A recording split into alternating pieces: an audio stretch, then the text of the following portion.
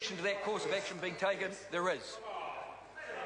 I call the Honourable Member Andrew Williams.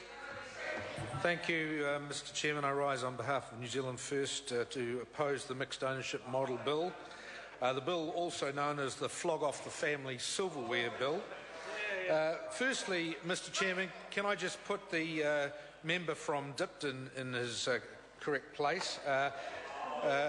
He stated before, and he laid down a challenge that would any of the opposition parties categorically assure the House that the state-owned assets that are sold off would be taken back under state control. Mr Chairman, can I assure you that New Zealand First, in accordance with its past principles of being the one party that has stood up for the retention of state assets and not selling state assets, has submitted a supplementary order paper in the name of our leader, the Right Honourable Winston Peters, which categorically says in the supplementary order paper that provides the right for the Crown in the future to take back these assets and gives the Crown the option to exercise its right to take back the assets, and the point is at a price no greater than the assets are sold at. So this is warning, this is forewarning, and the government's on notice, but the people of New Zealand, moreover, are on notice that when this government is removed in perhaps 2 years, maybe less, maybe in a very short space of time, and there are new ministers on the front benches taking control of this country, with New Zealand First involved with that, we will assure the New Zealand public that we will move to acquire these assets back. And that is an assurance we have. We have a precedence here under Kiwi Rail, where New Zealand First worked with Labour to buy back Kiwi Rail. So there is a precedence, and we've managed to get Kiwi Rail back on its feet as a result. And once again, we will buy these assets back.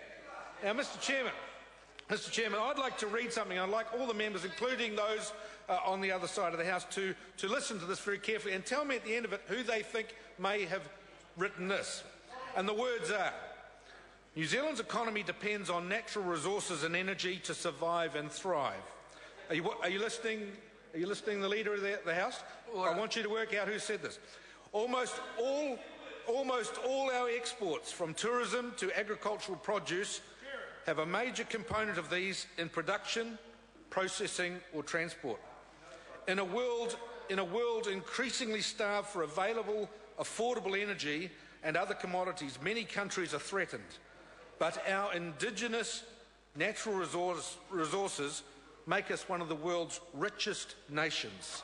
It goes on to say, and I hope I've given you enough clues, and I hope the National Party people have worked, and I hope, Mr Chairman, the national members have had enough clues.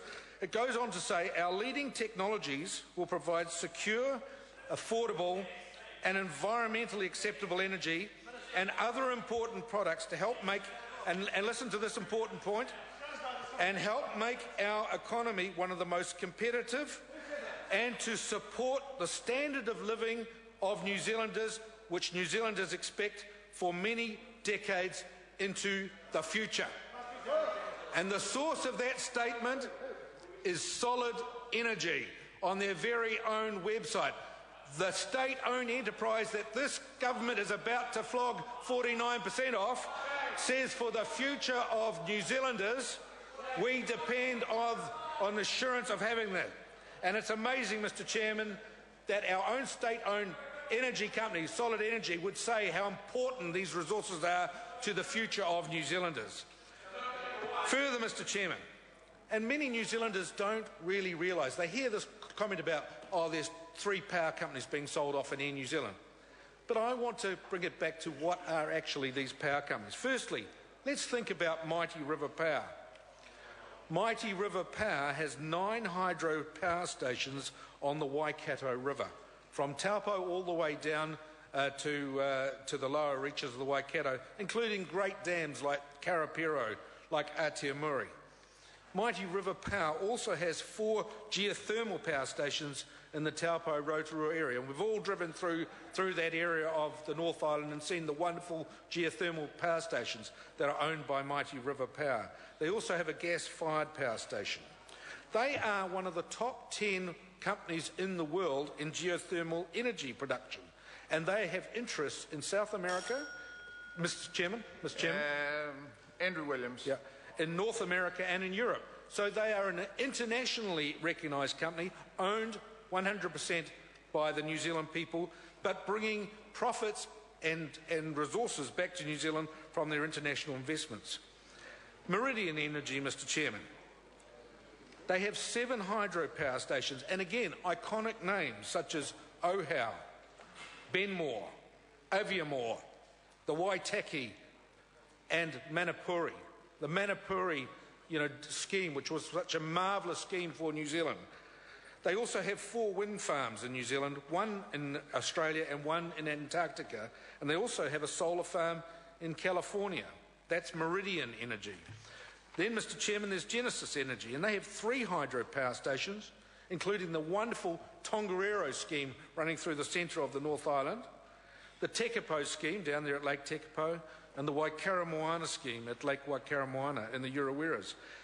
Genesis Energy also owns 31% equity in the Kupe oil and gas field in Taranaki and supplies 100% of the gas from the Kupe field to the New Zealand gas reticulation system. These are the sorts of incredible assets that this country has that this government wants to sell 49% of.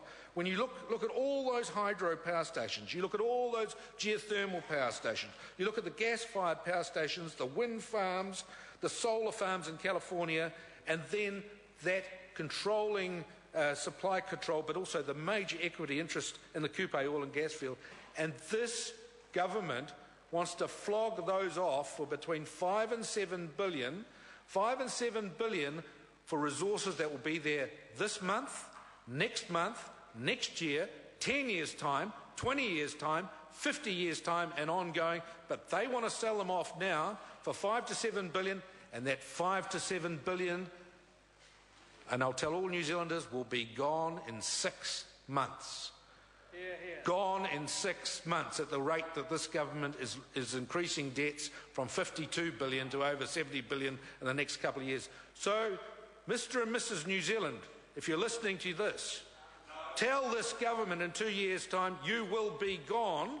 You will be replaced by responsible members of Parliament who will bring in the likes of this supplementary order paper into being, the Right Honourable Winston Peters, and we will take these assets back and we will ensure that these resources and the wonderful generation of power, gas and fuels that come out of these companies will be returned to New Zealanders where they rightfully are. Mr. Chairman, as I said at the very beginning, this is the flogging off the family silverware bill. This is a situation where in many countries, Mr. Chairman, this would be seen as being a territorial act of treason on the part of a government. To sell off your power and to sell off your natural resources is akin to treason, Mr. Chairman.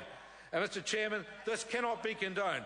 I urge every New Zealander around New Zealand, if you have not yet signed the Keep Our Assets petition, sign it tomorrow, sign it this week, sign it in the coming week. Tell this government, hundreds of thousands of New Zealanders need to sign it. Tell this government, we want a referendum on this, we want to take you to task, we want to hold you accountable, and we will not allow our precious resources and our power schemes and also our national airline, while we throw it in the piece, we do not want them sold off just so that these short-sighted National Party people can make 6 months' profit on it. Honourable David Parker. Mr. Chairman, we heard Bill English say